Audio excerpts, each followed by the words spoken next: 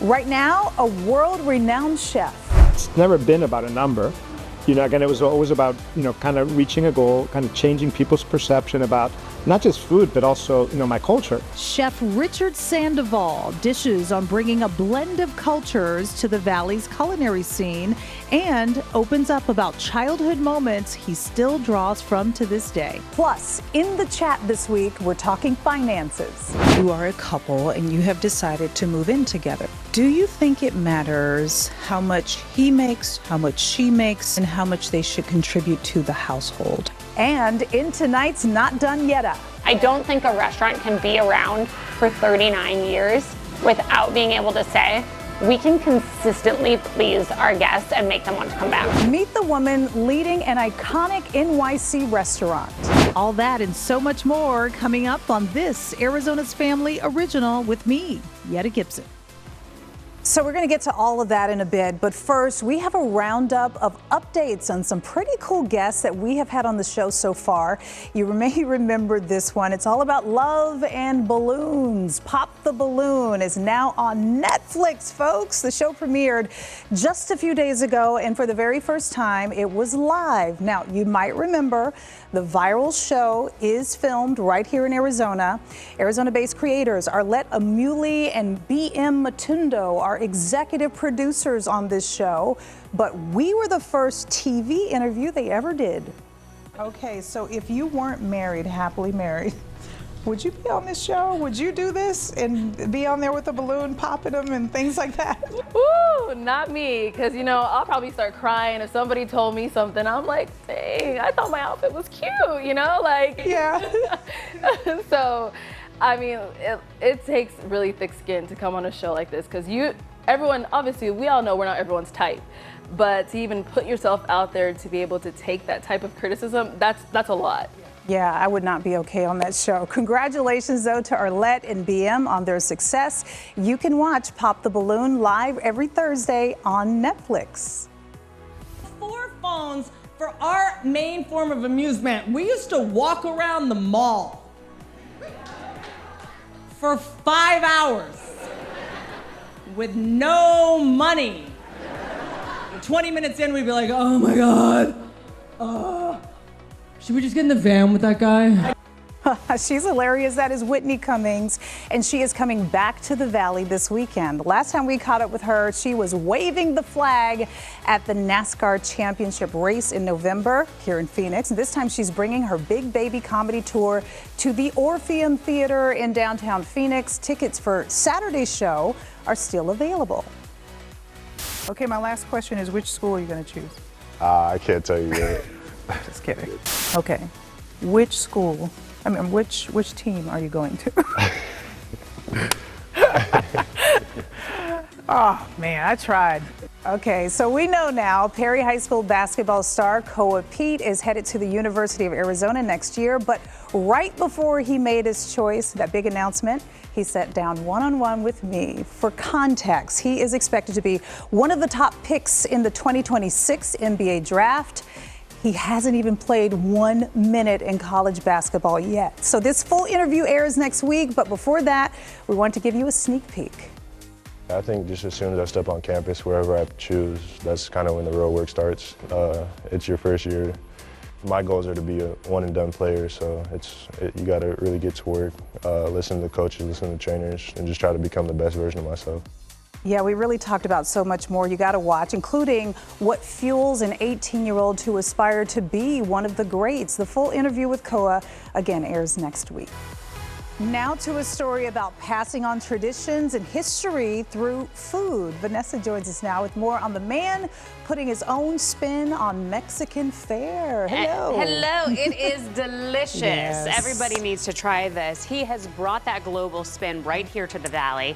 We are talking about Chef Richard Sandoval. Remember his name.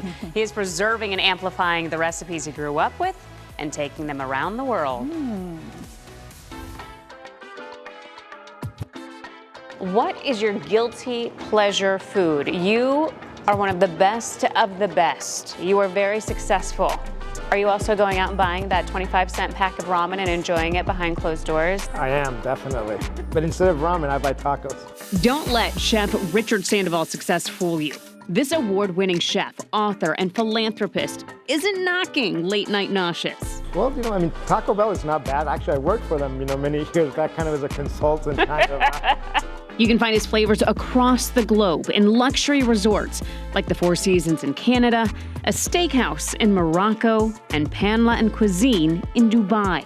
The global traveler jetting back to Arizona from Guatemala to meet up with us at his revamped restaurant Toro, tucked inside the Fairmont Scottsdale Princess. This was more like a clubhouse with lipstick. The music, when you walk in here, it kind of transports you somewhere else. Sandoval brings a piece of his home, Mexico City, to his restaurants and his dishes, mixing flavors and colors, hoping his canvas creations will push people to reimagine Mexican cuisine. Do you feel like it wasn't as well respected in years prior? Yeah, 100%. Today, 15 years later, you're seeing some of the best restaurants in the world, whether it's at San Pellegrino, best restaurants in the world, Michelin stars. People are getting that with Mexican food. So I think we've turned the page on that. The secret behind the sauce, if you will, his grandmother, the matriarch of the family and very first teacher in the kitchen. She may have passed, but a piece of her lives on in his restaurants. Well, especially, I think, in Mexico, we pass all these recipes from generation to generation. Right. So if we and it's lost. With my grandma, actually, before she passed away, she had a book of recipes, and you'll still find like the corn cake, a recipe from her. The mole that you'll try at La Hacienda is a recipe from her. Yeah. So still things that are still we're kind of maintaining alive, right? 20 years ago, would you think that you were here with what? We've got 60 locations, 12 countries, 10 states. Don't say it makes me anxious just to think about that. 60 restaurants, 7 countries. They're all over the place. I try not to think about it, to kind of put it in perspective, right? It's a lot. Yeah? And no, I would have never imagined that. That was never my goal. His goal was on a much different playing field. I wanted to be a professional tennis player. So I played collegiate, and then I was playing the satellite circuit to get points to get into the bigger tournaments. And, I had like a moment where I said, well, I don't know if I'm going to be able to make a career and make a living, playing tennis. So I can either go, teach tennis, or find a different career. That trajectory change took him to the Culinary Institute of America and to a career that spans across the world. My first restaurant in New York was a very tiny restaurant. Like I said, cost me $100,000. Rent was $2,000. So very small. It was a shoe store that we had to fix up. And I did it with 2 friends of mine that were also at CIA. And I think it was like maybe a month later, the New York Times came in, gave us a great review, and there was lines out the door. The 3-time author, 2 cookbooks and a children's book teaching kids how to save the bees, top Chef Masters contestant and mentor, says what's next is never about a number. For this father of 2, it's about passing on his legacy, not only to his kids, who, by the way, followed in their father's culinary footsteps, but sharing with the world that Mexican cuisine is far more than what you see on the plate. People still ask me, well, so what's the number? And I said, well, it's never been about a number. Again, it was always about, kind of reaching a goal, kind of changing people's perception about not just food, but also, my culture. Man, he's got a story. That he does. There's so much, as you know, when you do these stories that you have to leave on the chopping block. Right. Incredible food, not only here, but I was fortunate enough to go to Doha, Qatar, where one of his restaurants is on the 60-something floor. I was with a group of 5 other people, and we just ordered the entire menu. Yes, and I'm sure you don't remember any of the bites. Oh, some of them were saved because they were beautiful. It's hard to artistic, eat that. Right? Yeah. Because it's so gorgeous, but then you taste it and you are just digging in there. So it was one of the good ones. When you're in Doha, Qatar next time. No. You're the jet setter, not me. Just stop at his restaurant. Great work. I got to go back to Toro now so I can appreciate it more now that I've heard his story. Thank you so much, Vanessa. Great story. Coming up in the chat. Is it implied? Does how much you make determine what you should be paying for when you move in together? In tonight's Not Done Yetta. I came back with the dread of LSATs happening, and I made a point to go try to get a job in a restaurant. And so I got a job in a restaurant and just fell in love. Meet the first woman to hold a coveted role. Inside the world of cuisine and her tie to Arizona. That's all coming up next on this Arizona's Family Original with me, Yetta Gibson.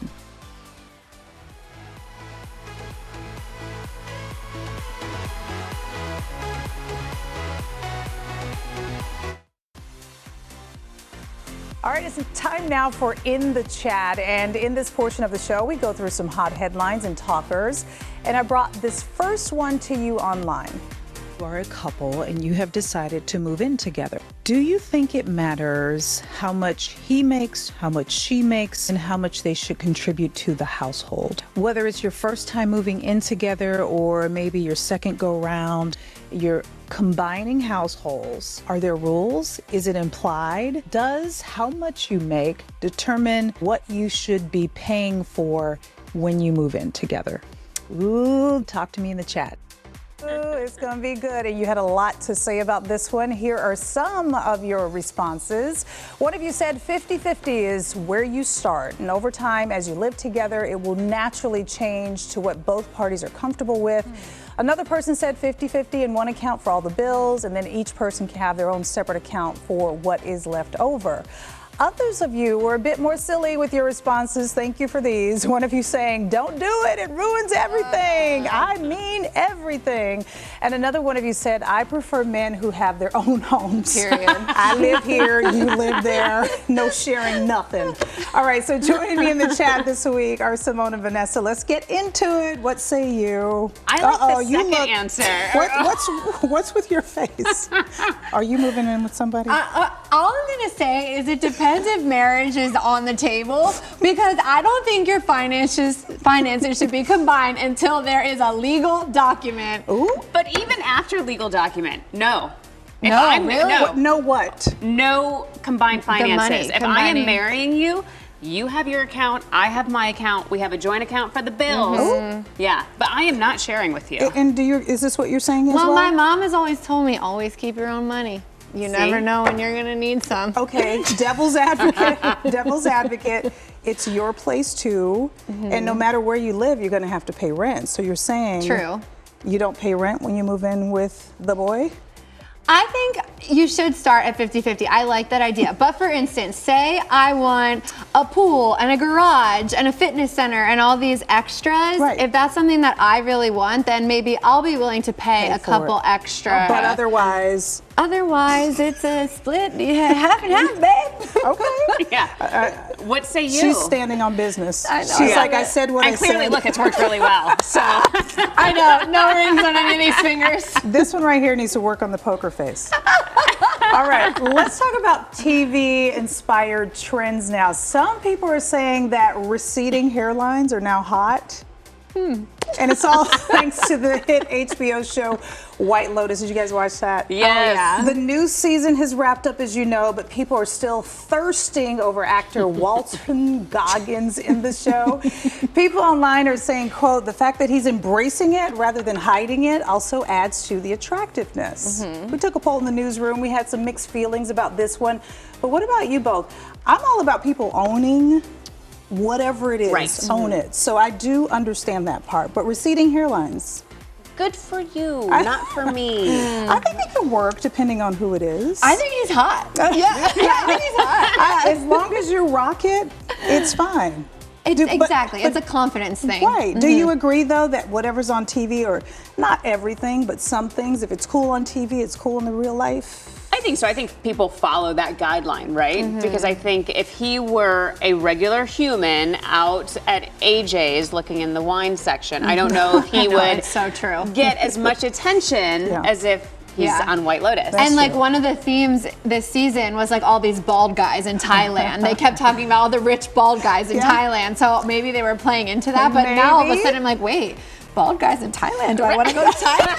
Yeah, you're like, it might be a thing now that it's on here. Did you watch White Lotus? No spoilers. No spoilers. No spoilers. I know you did. You're starting. Yes, so my first episode that I ever watched was season 3 finale. What? The last episode. She told me this. I go to the last page of the book. There's no my need God. to run through I everything. like that. It's like when I sit down at dinner and I'm like, I'll have the ice cream. Thank you very much. Not just a pretty face, Simone. So you started at the bottom and now you're at the top and you just want to see how it all plays out. Exactly. If I could get So that recipe for interesting. life as well, that'd be great. Yeah. Okay. Is it worth the hype? You know, people are talking about the ending of it. I haven't started season 3. I watched 1 and 2. So I'm the opposite of Vanessa. I watched I watched 1, 2, and all of 3, except I haven't seen the finale yet. Okay. Because I go to bed at 6 p.m. on Sunday. So. Yes. Okay. I will stick to my plan of just binging one weekend.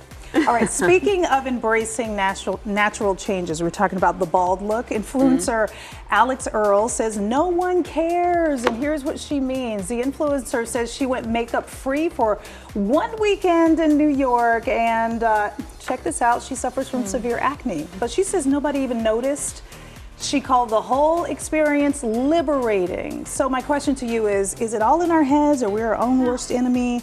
Do you think people care? And if we are our own worst enemy, how do we overcome that? It goes back to that confidence thing, and you really have to just convince yourself. You just have to lie to yourself at first until you start to believe it. I am beautiful without makeup, and if you can continue that narrative, one day you'll wake up and you'll be like, that is how I feel. Once again, owning all the things, that is sometimes as sexy as the makeup or the clothes, or right? even more so, Or right? even that more so, confidence. yeah. I love that we are changing the trajectory of things now, where women are saying, I don't need all of this to be comfortable and to be confident. Yeah. And screw everybody else. Right. Literally. Tell them how you really feel, you. Vanessa. And we're women, so we're already there. Yeah. We're already it. Exactly. I love it. I love you guys. Girl power. Thank you. Okay, we're not going to talk about moving in together, but I do have questions when we go to break. Thank you guys so much for joining me. Good talk. Love ya. Someone might work 8 to 10 hours, and someone would go, oh, half day today? Into the cutthroat world of culinary excellence. Coming up next, we're going to introduce you to this chef with a tie to Arizona who is changing the culture in cuisine and leading one of the world's most iconic restaurants.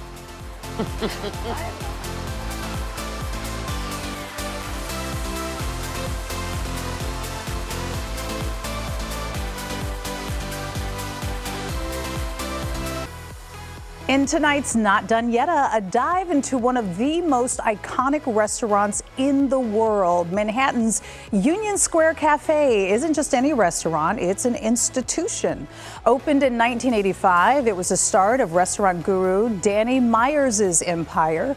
He has since created a slew of award-winning concepts foodies flock to, like Gramercy Tavern, 11 Madison Park, and Shake Shack. But it all started with Union Square Cafe in New York City, and today, one woman leads that kitchen. So what's her tie to Arizona? Check this out. Since 2021, Lena Ciardullo has been leading the kitchen at Union Square Cafe. While the powerhouse chef grew up cooking with family for fun, she had set her sights on becoming a lawyer. But after a semester abroad, she was soon following an old recipe. Do something you love, and you'll never work a day in your life.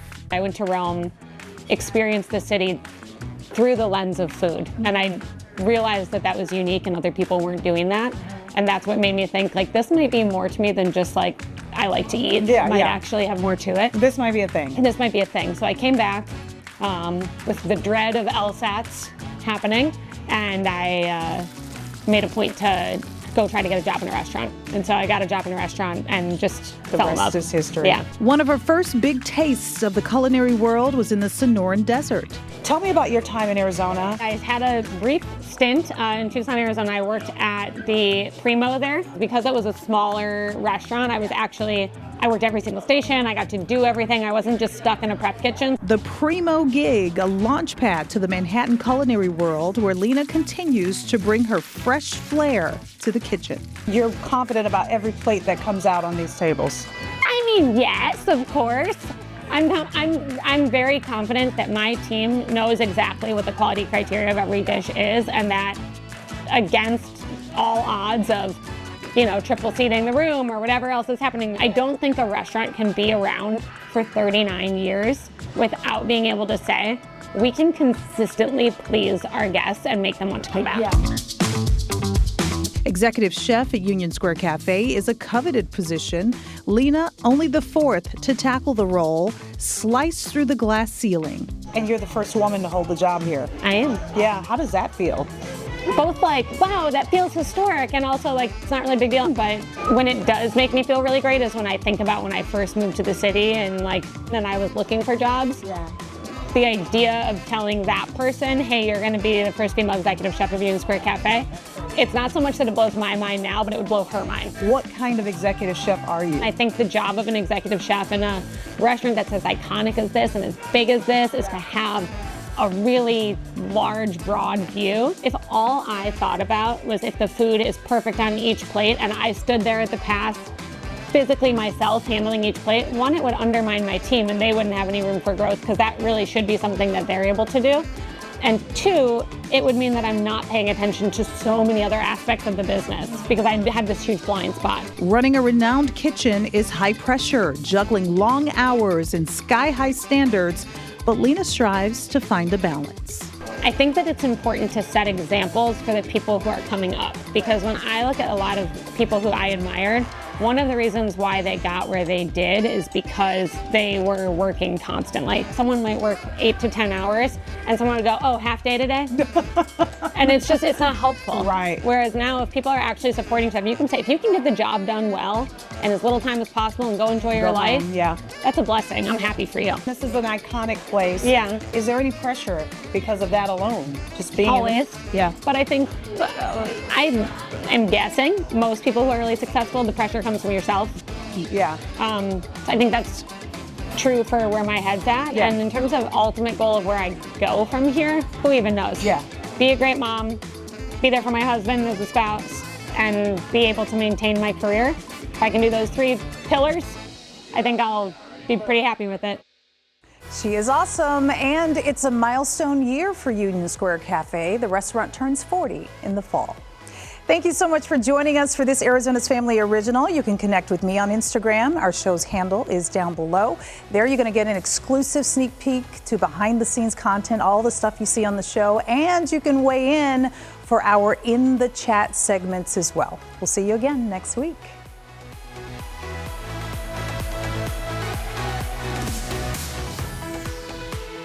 I got into town, I think, yesterday morning. How you feeling? Good, good. I was actually in Guatemala, so I took a red eye. Oh. So I was exhausted when I arrived. How did this Illinois girl discover her love for food and cooking? Well, always loved eating, right? So that was the start. That was the gateway. Thank you. I appreciate your time. I appreciate your Do you time. have tape holding open your eyes so you can stay awake? Actually, I don't, but I should. Some toothpicks.